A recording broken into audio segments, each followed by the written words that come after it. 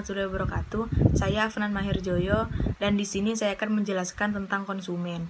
Nah, jadi pengertian dari konsumen itu sendiri adalah setiap pemakai barang ataupun jasa yang tersedia dalam masyarakat, baik untuk kepentingan diri sendiri, keluarga, orang lain maupun makhluk lain dan tidak untuk diperdagangkan.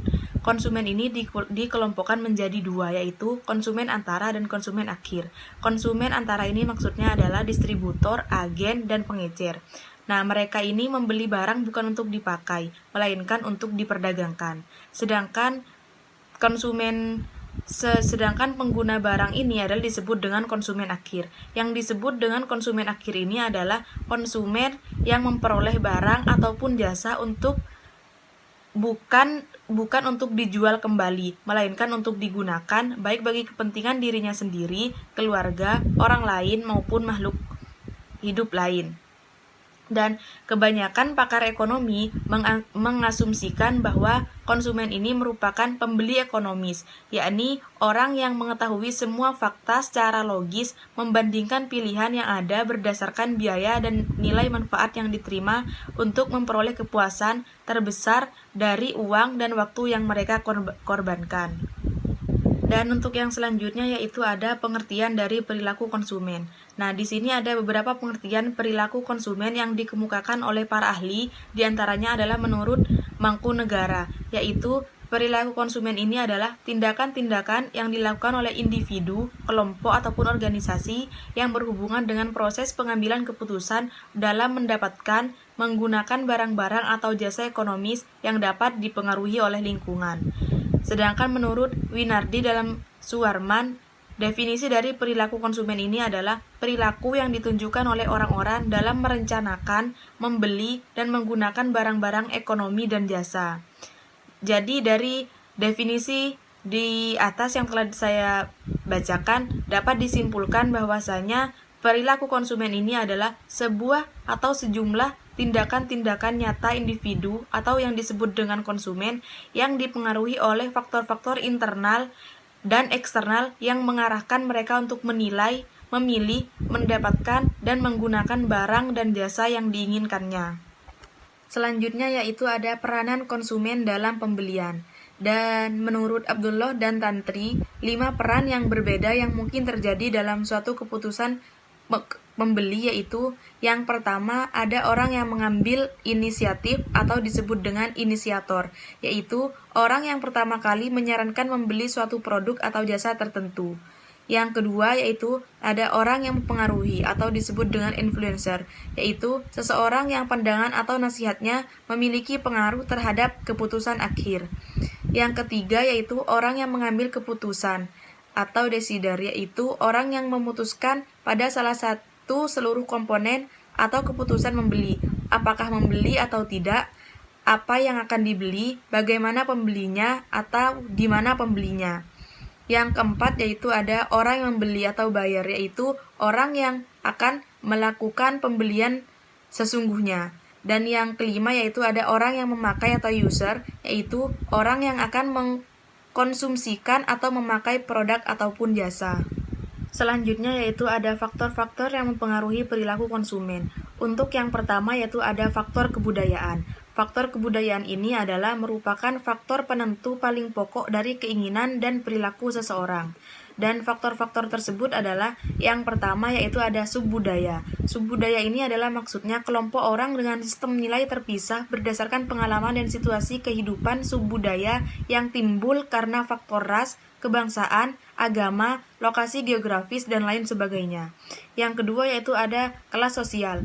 Kelas sosial ini merupakan perbedaan masyarakat ke dalam kelas secara bertingkat dan memiliki nilai, kepentingan, atau minat dan pemilihan yang sama. Dan dalam masyarakat ini terdapat tiga golongan, yang antaranya yaitu golongan yang pertama yaitu ada golongan atas. Jadi maksudnya itu adalah konsumen pada golongan ini adalah segmen pasar pada produk-produk mewah. Yang kedua yaitu ada golongan menengah. Golongan menengah ini adalah maksudnya konsumen pada golongan ini adalah segmen pasar untuk produk-produk mewah keperluan rumah tangga. Untuk yang ketiga yaitu konsumen golongan bawah. Nah, konsumen pada golongan ini adalah maksudnya segmen pasar untuk produk-produk sederhana untuk keperluan sekunder atau barang-barang sederhana lainnya. Dari pembagian ketiga golongan tersebut didasarkan pada tingkat pendapatan. Perilaku konsumen pada golongan atas lebih mengutamakan kualitas barang yang dikonsumsi, sedangkan pada golongan bawah lebih mengutamakan rendahnya harga barang, sehingga untuk menyusun program pemasaran yang baik, maka pemasar harus mengetahui perilaku dari masing-masing kelas sosial yang akan dijadikan segmennya. Yang selanjutnya yaitu ada faktor sosial. Faktor sosial ini merupakan kesatuan sosial yang menjadi tempat individu-individu berinteraksi satu sama lain. Meliputi yaitu yang pertama ada kelompok referensi. Kelompok ini mempunyai pengaruh langsung maupun tidak langsung pada sikap dan perilaku individu.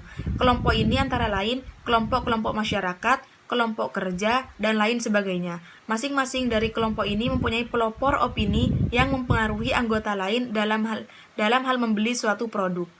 Yang kedua yaitu ada keluarga. Nah, keluarga ini juga mempunyai pengaruh yang sangat kuat dalam pembelian. Peranan setiap anggota ini dalam membeli berbeda-beda menurut macam barang yang dibeli, selera, dan kegunaan barang yang dibeli.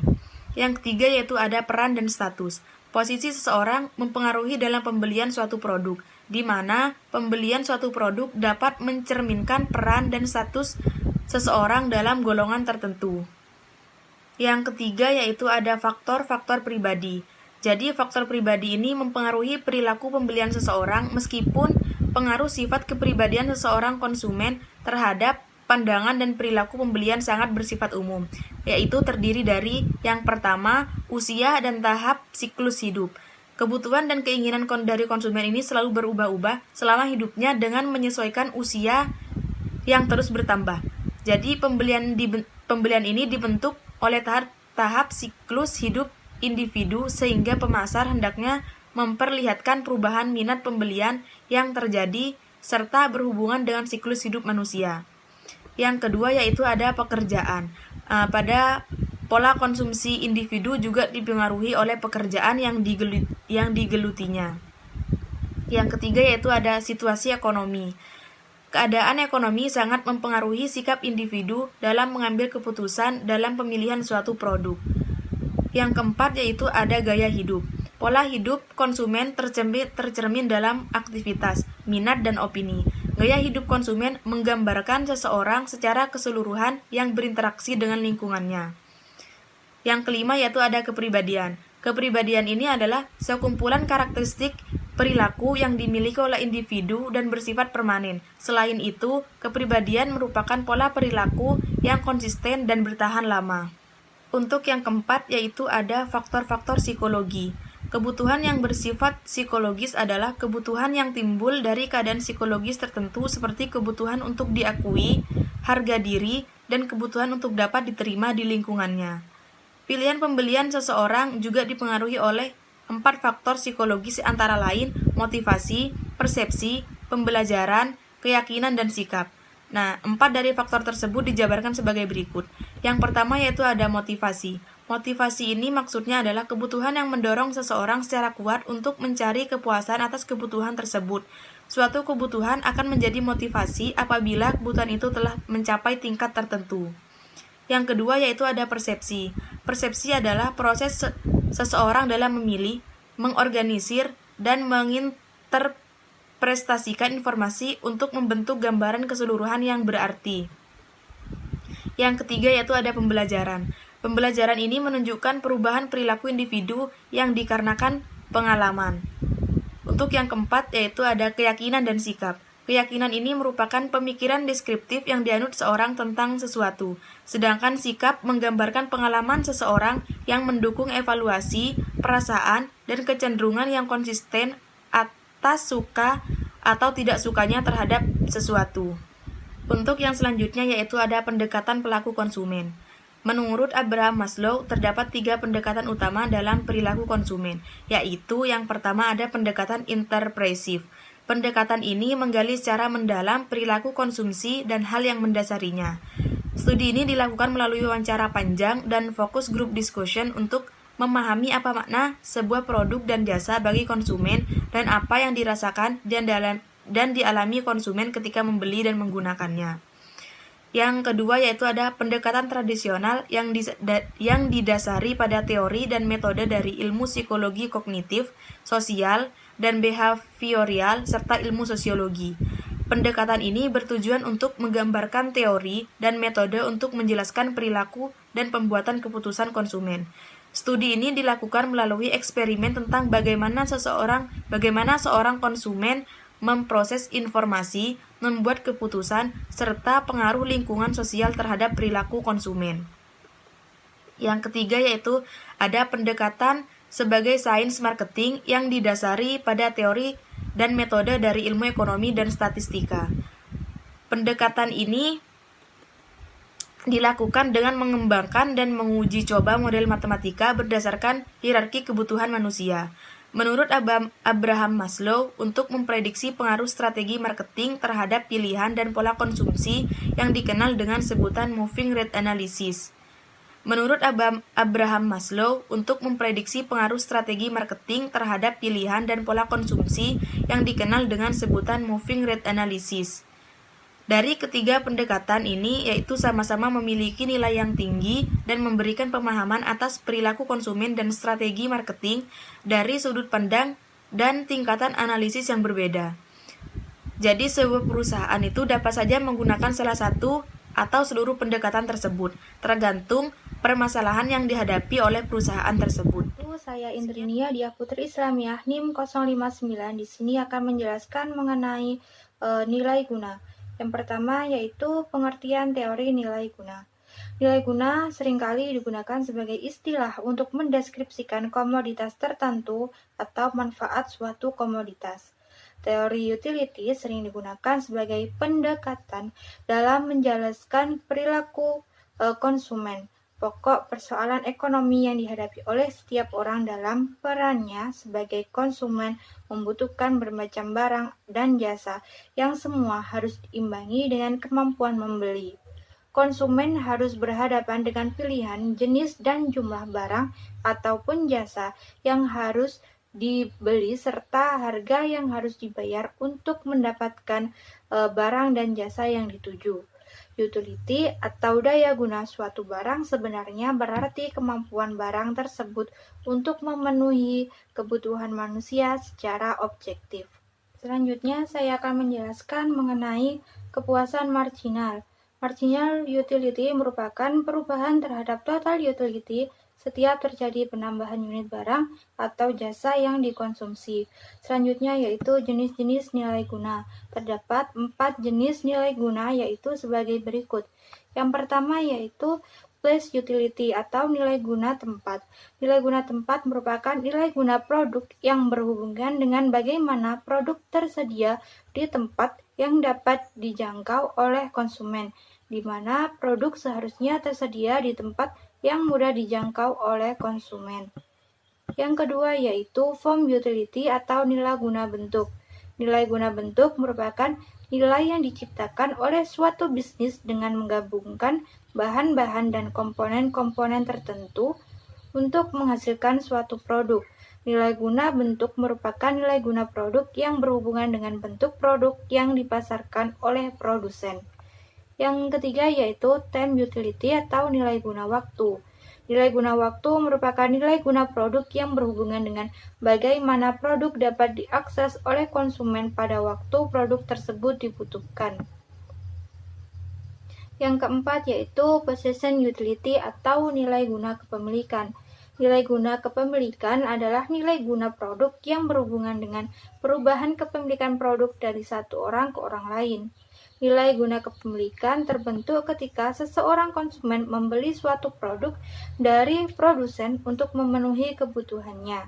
Dengan demikian, dengan memiliki suatu barang, seseorang bisa menggunakan secara bebas atau memperoleh kontrol penuh atas barang tersebut. Hukum nilai guna yang semakin menurun dikenal dengan hukum Gosen 1 dikemukakan oleh Hermann Heriot Gosen pada tahun 1818 sampai 1859, seorang ahli ekonomi dari Jerman. Hipotesis teori nilai guna atau lebih dikenal dengan istilah hukum nilai guna kardinal menurun atau law diminishing cardinal benefit. isi dari hukum nilai guna yaitu tambahan nilai guna yang akan diperoleh seseorang dari mengkonsumsikan suatu barang akan menjadi semakin sedikit apabila orang tersebut terus-menerus menambah konsumsinya ke atas barang tersebut dan pada akhirnya tambahan nilai guna akan menjadi negatif. Hipotesis tersebut menjelaskan bahwa pertambahan yang terus-menerus dalam mengkonsumsi suatu barang tidak secara terus-menerus menambah kepuasan yang dinikmati oleh orang yang mengkonsumsinya. Pada mulanya, setiap tambahan konsumsi akan mempertinggi tingkat kepuasan orang tersebut. Namun, semakin lama tingkat kepuasan seseorang tersebut akan semakin menurun. Terdapat dua pendekatan dalam memaksimalkan nilai guna, yaitu sebagai berikut. Yang pertama yaitu pendekatan kardinal. Pendekatan kardinal merupakan gabungan dari beberapa ahli ekonomi aliran subjektif seperti Hermann Heinrich Gossen tahun 1854, William Stanley Jevons tahun 1871, dan Leon Walras tahun 1894. Pendekatan kardinal memberikan penilaian subjektif akan pemuasan kebutuhan dari suatu barang. Artinya, tinggi rendahnya nilai guna suatu barang tergantung pada subjek yang memberikan penilaian. Jadi, suatu barang akan memberikan nilai guna yang tinggi bila barang yang dimaksud memberikan daya guna yang tinggi bagi suatu atau seseorang yang memakainya. Yang kedua yaitu pendekatan ordinal. Dalam pendekatan ordinal, bahwa besarnya nilai guna ordinal dapat diukur atau dihitung dengan menggunakan pendekatan nilai relatif, yaitu melalui suatu order atau ranking. Bila dalam pendekatan kardinal kepuasan mengkonsumsi suatu barang penilaiannya bersifat subjektif atau tergantung pada siapa yang menilai, tetapi tentu saja setiap orang memiliki penilaian yang berbeda-beda. Maka dalam pendekatan ordinal ini, tingkat kepuasan dapat diuraikan dalam tingkatan-tingkatan tertentu, misalnya yaitu rendah, sedang, tinggi. Dengan demikian, setiap kepuasan yang diperoleh dapat teranalisis. Selanjutnya yaitu pemaksimuman nilai guna. Setiap orang akan berusaha untuk memaksimalkan nilai guna dari barang yang dikonsumsinya. Tidak sukar untuk menentukan pada tingkat mana nilai guna dapat menikmati barang itu akan mencapai tingkat yang maksimum apabila yang dikonsumsi hanya satu barang saja. Bila barang yang digunakan adalah berbagai jenis, cara untuk menentukan cara konsumsi barang yang akan menciptakan nilai guna yang maksimum menjadi lebih rumit. Kerumitan diakibatkan adanya perbedaan harga dari masing-masing barang. Syarat pemaksimuman nilai guna adalah bahwa setiap rupiah yang dikeluarkan untuk membeli unit tambahan dari berbagai jenis barang harus memberikan nilai guna yang sama besarnya. Baik teman-teman sekalian, saya akan melanjutkan presentasi pada kesempatan kali ini yang akan membahas tentang teori nilai guna dan juga permintaan. Apa sih hubungan di antara keduanya? Baik, saya akan membawa teman-teman flashback kepada mata kuliah sebelumnya tentang ekonomi mikro. Dalam ekonomi mikro disebutkan tentang teori permintaan. Teori permintaan adalah keinginan konsumen untuk membeli suatu barang di berbagai tingkat harga dalam suatu periode tertentu dan di daerah tertentu atau letak geografis. Artinya dalam teori permintaan itu ada keinginan dari seorang konsumen untuk membeli suatu barang di berbagai tingkat harga. Jadi harga itu tidak hanya satu gitu, ada berbagai tingkat harga di sana di pasar kayak gitu. Nah, misalkan saya sebagai konsumen, saya ingin membeli satu barang. Nah, setelah saya mengkonsumsi suatu barang, setelah saya membeli, lalu saya mengkonsumsi barang, pasti saya merasakan sesuatu. Entah saya merasakan enak, merasakan puas, atau bahkan tidak puas dengan apa yang dikonsumsi. Nah, setelah kita merasakan puas, maka seperti yang disampaikan dalam teori nilai guna sebelumnya, semakin tinggi kepuasan yang dirasakan oleh konsumen, maka nilai guna yang ada pada suatu barang tersebut akan semakin tinggi. Artinya kenapa konsumen itu puas?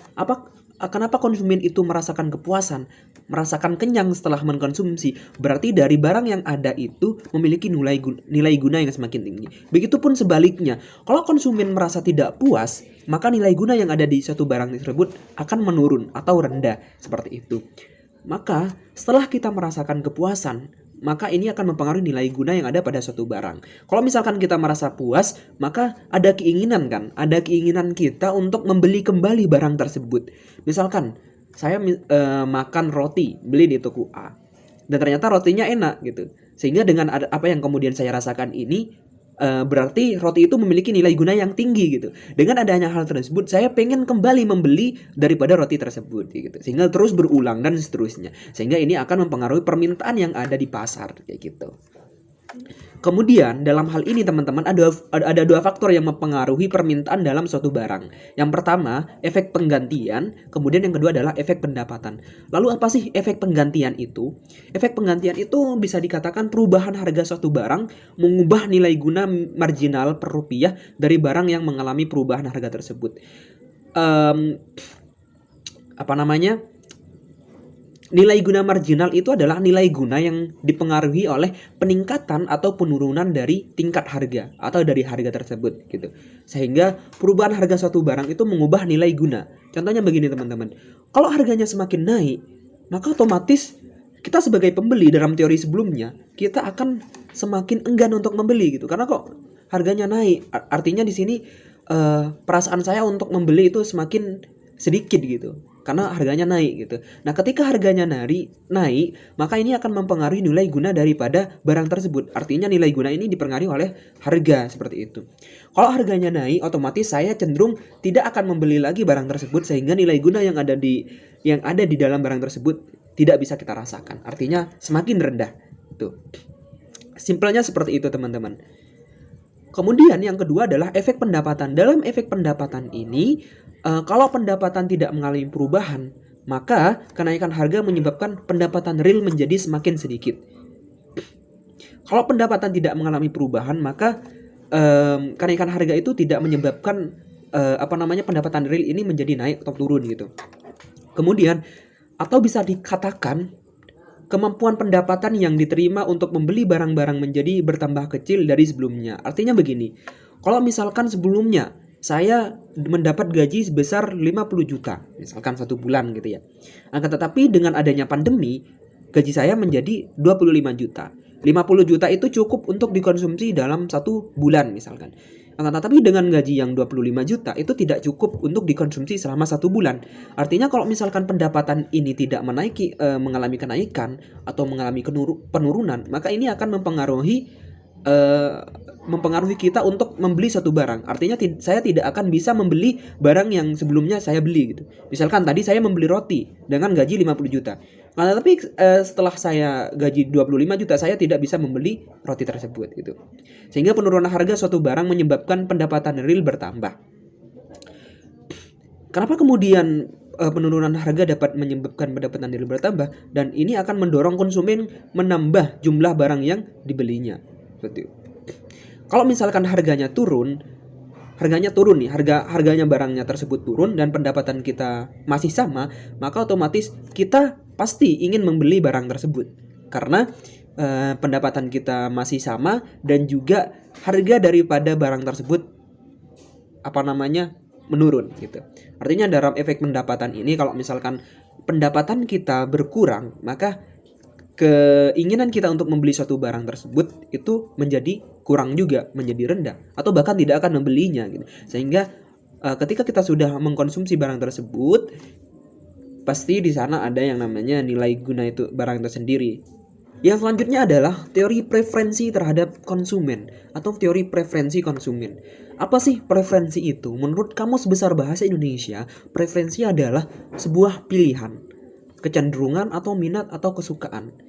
Bisa diartikan ketertarikan seseorang terhadap sesuatu gitu, terhadap sesuatu yang kemudian tampak di depan kita, sehingga dia bisa memilih, sehingga dia lebih condong kepada satu hal yang ada di hadapannya. Seperti itu. Kemudian kalau kita melihat definisi yang disampaikan oleh Abdurrahman Soleh, bahwasanya preferensi adalah dapat diartikan suatu kecenderungan untuk memberikan perhatian kepada orang atau bertindak terhadap orang. Atau kalau misalkan teori preferensi ini diaplikasikan kepada konsumen, maka bagaimana seorang tertarik kepada suatu barang dikarenakan kelebihan dari barang itu sendiri serta upaya untuk memiliki atau menggunakan barang tersebut. Artinya bagaimana sih kita bisa tertarik terhadap suatu barang itu karena ada kandungan, ada suatu unsur yang kemudian menjadi daya tarik bagi kita untuk memiliki atau menggunakan barang tersebut. Seperti itu. Nah, kemudian ini diperjelas dengan pendapatnya Kotler pada tahun 2000 bahwasanya berpendapat bahwa preferensi konsumen menunjukkan kesukaan konsumen dari berbagai pilihan produk atau jasa yang ada. Artinya konsumen, kata Kotler, konsumen ini lebih condong kepada atau lebih mengatakan atau menyampaikan pilihannya terhadap suatu produk atau jasa yang ada. Seperti itu. Kemudian teori preferensi ini dapat digunakan untuk menganalisis tingkat kepuasan bagi konsumen. Kenapa demikian? Misalnya, bila seorang ingin mengkonsumsi atau menggunakan sebuah produk atau jasa, maka dengan sumber daya yang terbatas misalkan, maka ia harus memilih alternatif sehingga nilai guna atau utilitas yang diperoleh mencapai optimal. Artinya kalau misalkan kita nih sebagai konsumen ingin mengkonsumsi barang mewah misalkan, entah apa itu, atau Oreo yang dilapisi emas misalkan, Supreme. Nah, di situ dengan sumber daya yang terbatas, maka kita harus mencari alternatif. Kenapa kemudian kita mencari alternatif? Agar kepuasan yang akan kita terima itu masih ada gitu. Artinya ini juga kenapa kepuasan ini tetap ada?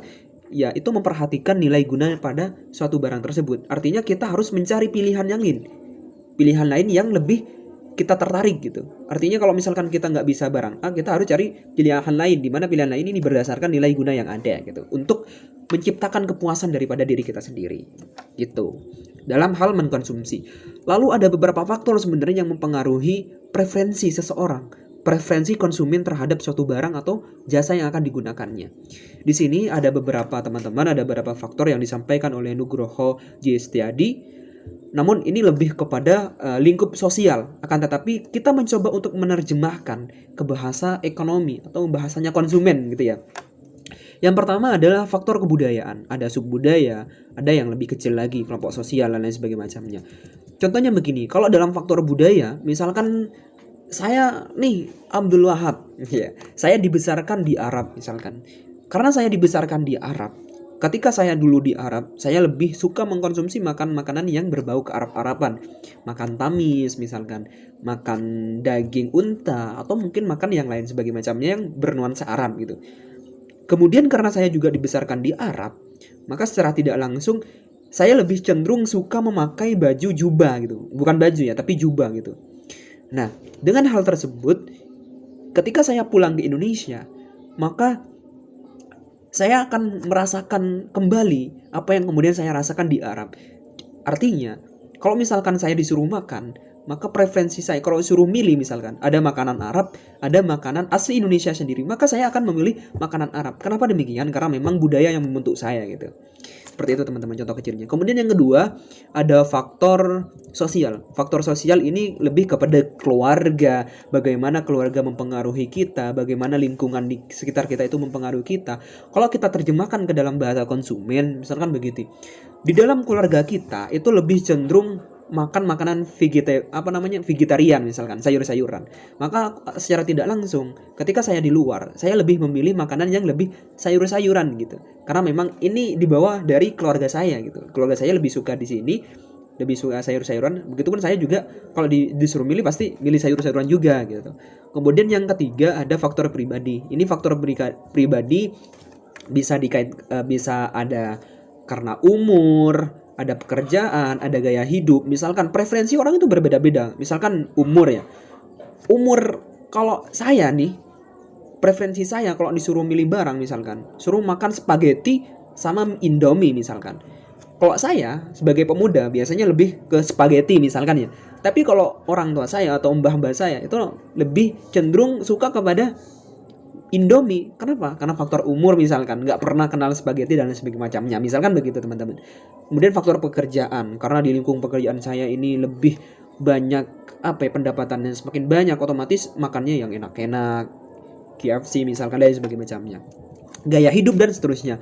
Ada faktor psikologis. Ini lebih kepada motivasi. Bagaimana sih motivasi ini kenapa sih mempengaruhi preferensi kesukaan kita terhadap suatu barang. Misalkan saya misalkan punya banyak uang misalkan, atau mungkin saya melihat teman saya nih, misal teman saya itu makan ayam goreng, ayam geprek misalkan. Saya melihat, kayaknya nih saya termotivasi dari teman saya pengen makan ayam geprek juga.